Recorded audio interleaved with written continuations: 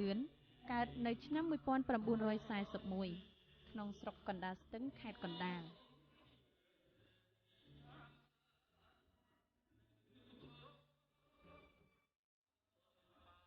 ទោះបីគ្រួសារលោកតាំងតែងចំពោះកូនលើវិស័យសិល្បៈក្តីតែលោកគង់សំអឿនបានលួចទៅសម្ដែងភាពយន្តនៅឆ្នាំ1960គឺរឿងកាំម្ដាយ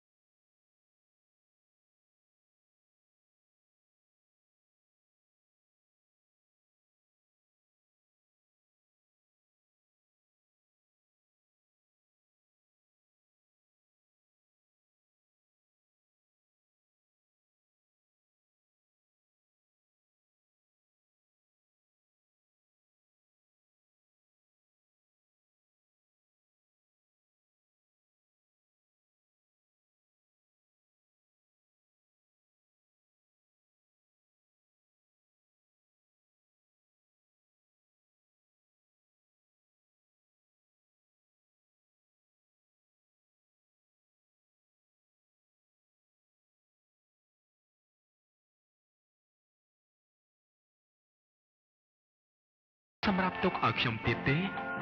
ហើយចុះបើបងប្រុសមានប្រពន្ធវិញចិត្តបងប្រុសមិនភ្លេចខ្ញុំទេអីខ្ញុំមិនយកប្រពន្ធទេពិតមែនណាពិតមែនហើយលើកលែងតែមេឃដីបណ្ដាលឲ្យទេវីទៅជាស្រីទើបខ្ញុំយកប្រពន្ធសូមឲ្យពាក្យនេះខ្លាចជាការពិតចាស់អើទេវតាវត្ថុស័ក្តិសិទ្ធិហេតុអីមិនចុះឲ្យខ្ញុំខ្លាចជាស្រីកិត្តិនាមរបស់លោកបានល្បីល្បាញសុសសាយស្ទើរគ្នារហូតបច្ចុប្បន្នជាស្វាមីក្រៅពីមិត្តម្នាក់នេះទេបានហើយបងនៅចាំលោកគង់សំអឿនមានបងប្អូនប្រុស6នាក់សុទ្ធតែជាអ្នកសិល្បៈទាំងអស់អញចុះអញពុកចិត្តឯងហើយឯងក៏ជាមហាសម្លាញ់លោកគង់សំអឿនមានរូបរាងខ្ពស់សង្ហាប៉ុន្តែបើពិនិត្យលម្អិតផ្នែកនីមួយៗនៃរាងកាយលោកគង់សំអឿនគ្មានអ្វីល្អលើសគេពេកនោះទេភ្នែករបស់លោករាងតូចម្ខាងច្រមុះរាងពាចមាត់រាងវាចបន្តិចឯដំណើររបស់លោកក៏រាងប៉ែលបន្តិចដែរបាទមកសុំលេងកុនណា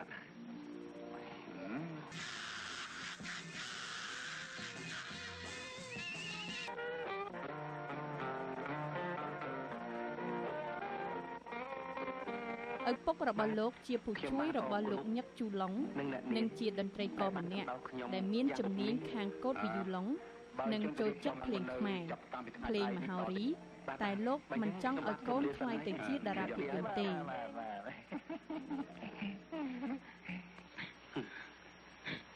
ខ្ញុំមិនខឹងហើយមិនប្រកាន់ទុកប្រហែលដោយសារកត្តាខ្វះខាតពីធម្មជាតិនេះហើយដែលធ្វើឲ្យលោកមើលទៅកាន់តែមានអំណោយទានកាន់តែសង្ហា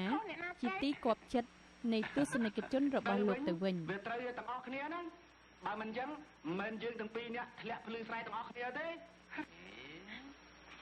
ជាពិសេសស្នាមញញឹមរបស់លោកធ្វើឲ្យមិត្តនារីជាកូនលោកធំមួយចំនួនបាក់ចិត្តប្រតិព័ទ្ធលើលោកក្រៃលែង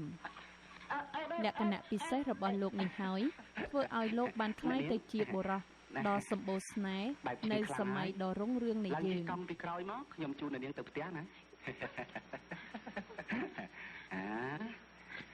កិច្ចជើងប៉ុណ្ណឹងហើយនៅតែមិនអន់ទៀតអារឿងការអ្នកដែលធ្លាប់ស្គាល់លោកគង់សំអឿនបានរៀបរាប់ថាលោកគង់សំអឿនមានមិត្តស្រីច្រើនណាស់ប៉ុន្តែភាពសម្បូរស្នេហ៍នេះ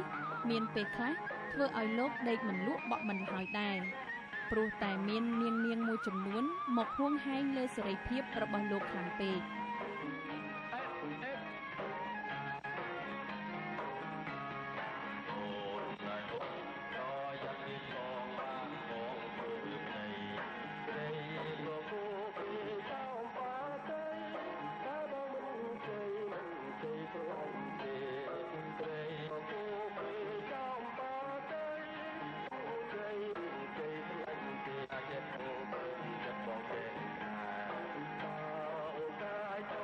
មិនតិចដងទេ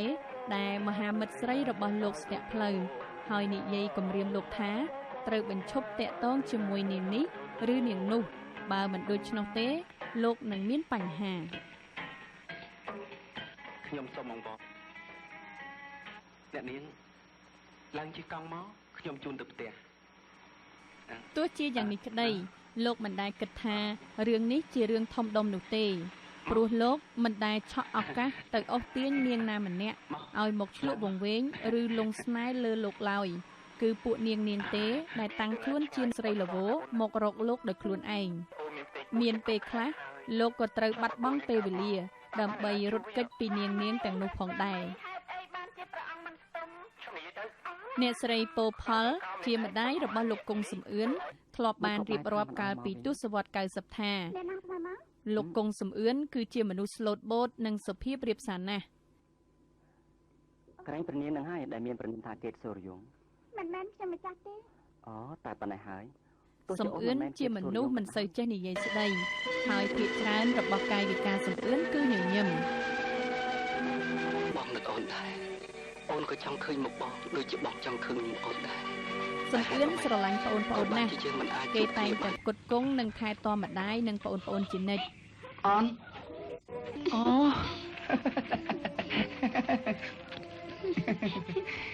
ស្លាប់ហើយកាលខ្ញុំទៅរៀនអូនខ្ញុំទើបតែអាយុបាន1ខែសោះឥឡូវនេះធំដល់ម្លឹងទៅហើយចំណែកអូនស្រីបន្តថាអ្នកស្រីមិនបានដឹងថាលោកគង់សំអឿនមាននិស្ស័យសិល្បៈតាំងពីពេលណាមកនោះទេព្រោះកាលនោះអ្នកស្រីរស់នៅពោធិ៍ចិនតុងឯសំអឿនសំអាតនិងលុចទាំង3អ្នកបងប្អូននាំគ្នាមកស្នាក់នៅផ្ទះឪពុកមាធ្វើកយនៅភ្នំពេញដើម្បីរៀនសូត្រប៉ុន្តែក្រោយពីសំអឿនមានឈ្មោះល្បីល្បាញហើយទើបអ្នកស្រីនិងប្តីបានជ្រាបអំពីរឿងនេះអ្នកស្រីផលពីពណ៌នាទៀតថាប្តីអ្នកស្រីគឺជារដ្ឋការហើយគាត់មិនចូលចិត្តសិល្បៈតួកុនល្ខោនទេតែអ្វីដែលគាត់ចង់បានគឺកូនម្នាក់ត្រូវតែខិតខំរៀនសូត្រសំអឿនតែងតែត្រូវរំពាត់ជាញឹកញាប់ដោយសារតែចំណង់ចំណូលចិត្តជាអ្នកសិល្បៈនេះហើយដោយសារតែដឹងថានិស្ស័យចិត្តឪពុកដូច្នេះកូនទាំងអស់នាំគ្នាជួយលាក់មិនឲ្យឪពុកម្ដាយដឹងអំពីរឿងសំអឿនសម្ដែងភាពយន្តដើម្បីក្លាយទៅជាតារាភាពយន្តបាននិងដើម្បីកុំឲ្យឪពុកដឹងលោកគង់សំអឿនសុកចិត្តទៅខ្ចីអាវធំពីបងប្រុសជីដូនមួយមកពាក់ជាញឹកញាប់ដោយកុហកថាខ្ចីពាក់ទៅញ៉ាំការខ្ចីញយដងคล้ายទៅជាការខ្លាចចិត្តសំអឿនបានពឹងឲ្យប្អូនប្រុសឈ្មោះលុចទៅខ្ចីម្ដងរហូតធ្វើឲ្យបងជីដូនមួយនោះថាហេតុអីបងប្អូនសំអឿនសម្បូរគេហៅការម្លេះបានជាខ្ចីអាវខោមិនចេះឈប់សោះអ្នកស្រីពោផលរំលឹកទៀតថាថ្ងៃមួយសំអឿនបានយកសម្បត្តិទេសនាភាពយន្តជាច្រើនសន្លឹកមកអញ្ជើញអ្នកស្រីនិងប្តីឲ្យទៅទេសនារឿងសប្បុសិទ្ធរបស់ផលិតកម្មរន្ទះពេជ្រលោកលីប៊ុនយីមធ្វើឲ្យប្តីអ្នកស្រីលន់មាត់និងសង្ស័យថាមុខនិងឈ្មោះតួនេះដូចសំអឿនណាស់សង្ស័យសំអឿនលួចទៅសម្ដែងកុនទេដឹងដំបូងឡើយឪពុកសំអឿនខឹងខ្លាំងណាស់ដោយគិតថាពេលត្រឡប់មកផ្ទះវិញនឹងប្រើធေါ်ក្តៅដាក់សំអឿនមិនខានប៉ុន្តែដោយសារតែនៅក្នុងរោងភាពយន្តមានអ្នកទេសនាជាច្រើននិយាយសរសើរពីទេពកោសល្យសម្ដែងរបស់សំអឿនថាល្អឥតខ្ចោះទើបធ្វើឲ្យប្តីអ្នកស្រីរំសាយកំហឹងវិញពេលមកដល់ផ្ទះវិញពេលឪពុកហៅសួរសំអឿនសារភាពថាការថតនេះគឺដោយសារតែចាងវាងផលិតកម្មអង្វរខ្លាំងពេកក្រោយមកនៅពេលសំអឿនល្បីល្បាញខ្លាំងមានថវិកាច្រើនសំអឿនបានទិញផ្ទះមួយឲ្យឪពុកនៅក្រៅក្រុងធ្វើស្រែចម្ការដាំដុះតែម្នាក់ឯងដោយធ្វើមិត្តជាមួយនឹងចបឯអ្នកស្រីផលនិងកូនរស់នៅជាមួយនឹងសំអឿននៅផ្ទះវិឡានៅផ្លូវភ្លោះសពថ្ងៃផ្ទះទូតគួយបារហូតដល់ថ្ងៃបែក75ដើម្បីនឹងសងសឹកចិត្តស្នេហ៍ដ៏បរិសុទ្ធរបស់យើងលោកគង់សុភីដែលត្រូវជាប្អូនប្រុសរបស់លោកគង់សំអឿនបានមានប្រសាសន៍ថាលោកគង់សំអឿនជាបុរសសុភាពណាស់នៅខាងក្រៅមិនដូចនៅក្នុងភាពយន្តដែលទស្សនិកជនឃើញថាសំអឿនជាមនុស្សខិលប្រមិចក៏រមើមនោះទេអញគិតទៅណាអូខ្ញុំមានការទៅជួបអសួរពូម៉ាក់ខ្ញុំតិចវានៅលើទេហ៎យីមិនហ៊ានហៅលោកម្ចាស់អញថាអាផងដឹងលោកម្ចាស់អញជាម្ចាស់ស្រុកទេ អូអាសម្លាញ់ខ្ញុំអាសួរបានឡើងជាម្ចាស់ស្រុកផងសិនទៅណាមិនក៏មកចាប់ខ្ញុំទៅដេកតែប្រាស់យ៉ាងចឹងដឹងខ្ញុំជាពួកម៉ាក់របស់ចៅវាយអ្នកឯងទាំងអស់គ្នាខោអើប្រាប់មិនដឹងអ្នកឯងឡើងទៅប្រទេសផ្ដាស់យ៉ាងនេះយើងក៏ត្រូវធ្លាក់បនដែរណាបើចឹងស្រួលអ្នកឯងឡើងទៅប្រាប់អាសួរចុះថាខ្ញុំអាចជ័យជាពួកម៉ាក់រួចមានកាយដែរមហោខ្ចីប្រាក់ទៅសងបំណុលអាពុកម្ដាយខ្ញុំណាលោកម្ចាស់យើងថាគ្មានស្គាល់ឈ្មោះជ័យឈ្មោះអីទេចៃនេះអូវិញនិយាយថាអត់ស្គាល់ខ្ញុំចឹងមែនទេឥឡូវនឹងថាចឹងសំអឿនគឺជាមនុស្សដែលមិនសូវចេះមាត់កតែស្រឡាញ់ប្អូននិងចូលចិត្តក្មេងៗពេលត្រូវទៅសម្ដែងនៅជនបទឆ្ងាយសំអឿនតែងតែចូលផ្សារដូរលុយរាយដើម្បីចែកឲ្យក្មេងៗកូនចៅអ្នកភូមិពេលដែលមកចោមរោមមើលលោកសម្ដែងពេលខ្លះពេលកំពុងផាត់មុខបើមានក្មេងៗមករោមើលសំអឿនតែងតែលើកក្មេងណាដែលតូចជាងគេមកដាក់នៅលើផ្លូវហើយផាត់មុខបណ្ដាលសំអឿនមិនដែលសម្ដែងកិរិយាឲ្យឃើញថាលោកស្អប់ខ្ពើមឬក៏រើសអើងខ្លាចប្រឡាក់ពីក្មេងៗដែលកង្វក់ឡើយកាយវិការនេះធ្វើឲ្យចាស់ទុំចិត្តខាងស្រឡាញ់ចូលចិត្តគាត់គ្រប់គ្នាចរិតលក្ខណៈដ៏ពិសេសរបស់សំអឿនគឺគោរពចាស់ស្រឡាញ់ក្មេងរបស់ព្រះអង្គខ្ញុំម្ចាស់បានទទួលហើយខ្ញុំម្ចាស់សូមតបស្នងមកវិញសំអឿនមានប្រពន្ធមិនរៀបការម្នាក់ឈ្មោះរ៉េនប៉ុន្តែសំអឿននិងភរិយាគ្មានកូនទេរ៉េនគឺជាមនុស្សស្រឡាញ់ថែធួនប្អូននិងឪពុកម្ដាយរបស់សំអឿនណាស់រ៉េនមិនចេះប្រច័ណ្ឌទេធ្វើឲ្យសំអឿនមិនដាច់ចិត្តទៅរៀបការជាមួយនឹងនារីផ្សេងបានហើយក៏មិនដែលប្រច័ណ្ឌហួងហែងបងប្រុសទាល់តែសោះ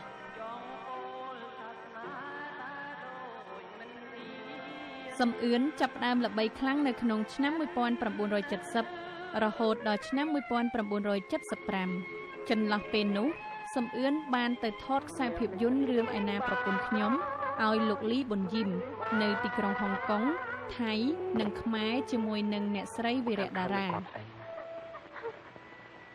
បងបានសេចក្ដីក្នុងចិត្តរួចមកហើយថាជាតិនេះបងត្រូវទៅរៀបការជាមួយអូនជាដាច់ខាតលោកកុងសំអឿនធ្លាប់បានចងមិត្តជាមួយនឹងតារាឯកនៅក្នុងក្រុមហ៊ុន Sao Brother មានលោកជាងតាវ៉េទីលុងឈិនខ្វាន់ថៃជាដើមពួកឯងដូចជាបខំអញពេកហ៎វ៉េឲ្យតែបកាយសម្ដីអញ្ចឹងចាំមើលតែស្អែកឲ្យតែរំមិនកើតហ្នឹងចាប់វាយតែហ្មងក្រុមខ្លួនហ្នឹងចាំបើសិនជាបងឯងមិនចេះដេញវិញតើឲ្យខ្ញុំថាកូនចៅស្រីថាកូនចៅស្រីណែថាកូនចៅស្រីថាកូនចៅស្រីបងនៅចាំចិននេះ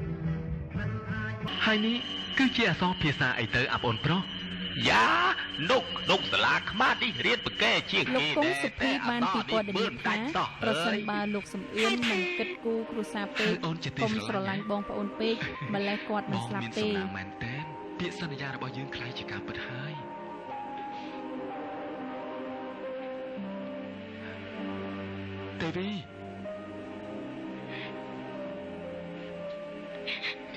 ទេវីហេតុអីក៏អូនយំអូនស្អប់បងព្រោះនៅក្នុងឆ្នាំ1975គាត់ចុះកិច្ចសន្យាថត3រឿងជាមួយនឹងក្រុមហ៊ុនបរទេសហើយគេបានបង្ខំឲ្យគាត់ទៅក្នុងពេលឆាប់ដើម្បីចាប់ផ្ដើមថតនៅប្រទេសថៃ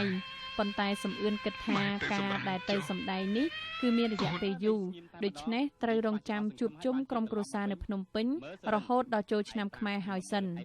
ការរងចាំរបស់លោកកុងសំអឿនបានធ្វើឲ្យបំណងរបស់លោកคล้ายទៅជាខកខានខុសស្រឡះពីការគិតព្រោះព្រឹត្តិការណ៍17មេសាបានធ្វើឲ្យគម្រោងការនោះត្រូវរលាយហើយត្រូវបាត់បង់ជីវិតយ៉ាងខ្លោចផ្សាទៀតចិត្តអើយនៅតែ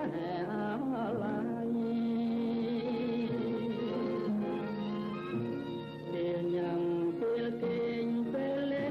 លោកសុភីនិទានថាគ្រួសារលោកទាំងអស់ត្រូវគេជម្លៀសដោយបង្ខំឲ្យចេញទៅតាមផ្លូវតាខ្មៅស្អាងព្រៃតូច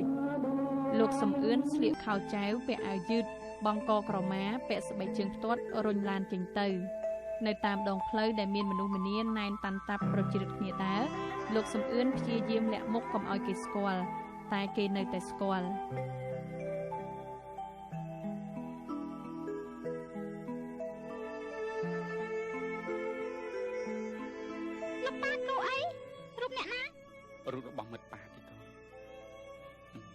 មានអីទេ ហេតុអីក៏លោកប៉ាធ្វើមុខចឹងលោកប៉ាឈឺហ៎ អត់អីទេកូនប៉ាបានទិញរូបតុក្កតានេះឲ្យកូនណា ក្រោយពេលទៅរស់នៅស្រុកស្អាងបានរយៈពេលប្រមាណ2ខែខ្មែរក្រហមបានយកសំអឿនចេញពីគ្រួសារទៅលោកសុភីពិពណ៌នាថានៅថ្ងៃនោះម្ដាយលោកនិងភរិយាលោកគង់សំអឿនកំពុងគក់ខោអាវនៅមាត់ទន្លេឯលោកលីងពោតដាក់ស្ករឲ្យលោកគង់សំអឿនទទួលទានខណៈសំអឿនកំពុងអង្គុយហូបពោតលីងនោះពួកយោធាអាវខ្មៅ2នាក់បានជិះម៉ូតូ CL ឈប់ហើយចូលមកប្រាប់ថាគណៈតំបន់សុំជួបមិត្តសំអឿនជាប្រញាប់គង់សំអឿនដែលមានតែខ្លួនទទេបានទាញអាវយឺតហើយលាឪពុកខ្ញុំអង្អែក្បាលខ្ញុំរួចក៏ឡើងជិះម៉ូតូ CL ទៅជាមួយនឹងពួកឆ្លប់នោះដោយមានឆ្លប់ម្នាក់កាន់កំភ្លើងអង្គុយជាប់ពីក្រោយ នាងអាយុប្រមាណដែរទៅបាទអាយុ5ឆ្នាំខ្ញុំដូចជារំខានលោកសែបពេកហើយបាទសូមលោកសែបជួយស៊ើបរកឲ្យខ្ញុំអាឡូខ្ញុំសុជាតិនិយាយបាទក្រោយពីថ្ងៃនោះមកសំអឿនក៏បាត់ស្រមោលលែងឃើញត្រឡប់មកវិញក្រោយមកក៏មានដំណឹងលេចលឺមកថាលោកសំអឿនត្រូវគេបណ្ដាលយកទៅម្ដុំកោះកឺហើយលោកប្រហែលជាត្រូវគេសម្លាប់នៅទីនោះដំណឹងដ៏រន្ធត់នេះធ្វើឲ្យម្ដាយរបស់លោករីងរៃស្ទើរឈួតដើររកកូន កូនចៅរបស់អ្នកណាទេតែពេលនេះទើបខ្ញុំដឹងថាជាខ្សែលោហិតរបស់មិត្តទុលយុទ្ធដែលក្បត់មិត្តខ្លួន